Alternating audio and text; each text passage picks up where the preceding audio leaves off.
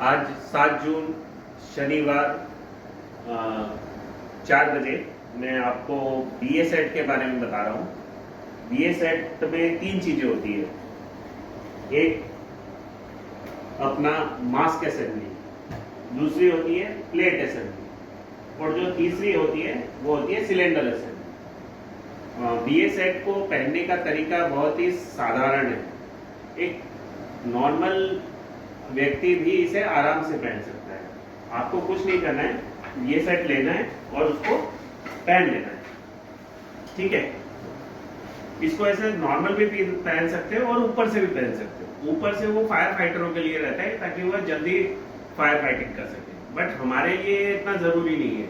हम regular plant में काम करते हैं या कभी कभी आइसोलेशन वॉल को या कभी कभी हम कोई दूसरे कार्य में जाते हैं तो हम बीए सेट यूज करते हैं, तो हमको इसको आराम से ही डोनिंग करना है यानी पहनना है। अब मैंने इसको टाइट कर लिए, जो स्ट्रैप थे इसको मैंने टाइट कर लिए ताकि कोई इमरजेंसी हो तो मुझे क्या कोई तकलीफ न हो। अब मैंने क्या किया, अब मैंने 2 असेंबली पहले ही पहन ली।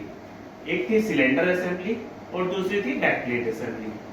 अब ये जो तीसरी असेंबली है इसको हम क्या बोलते हैं, फेस मास्क और फेस असेंबली।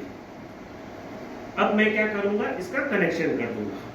इसका कनेक्शन बहुत ही साधारण तरीके से हो जाता है। ये मैंने कनेक्शन कर दिया। अब मैं ये बीए सेट, अब मैं बीए सेट को जो टेम्परेचर है, जो प्रेशर है वो चेक करूंगा। पहले मैं बीए सेट को खोलूंगा। अब ये मैंने बीए सेट खोल दिया।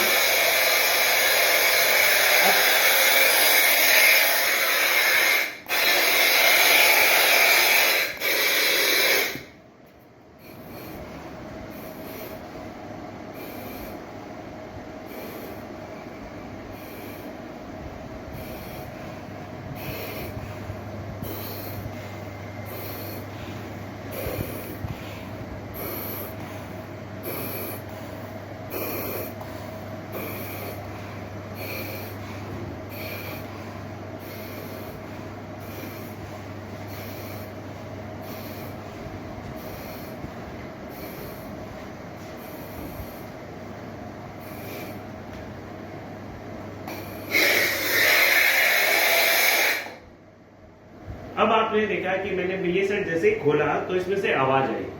तो यहाँ पे हमारे एक बटन होता है जिससे हम क्या करते हैं, उसका जो एयर प्रेशर है वो शट ऑफ कर देते हैं, क्लोज कर देते हैं।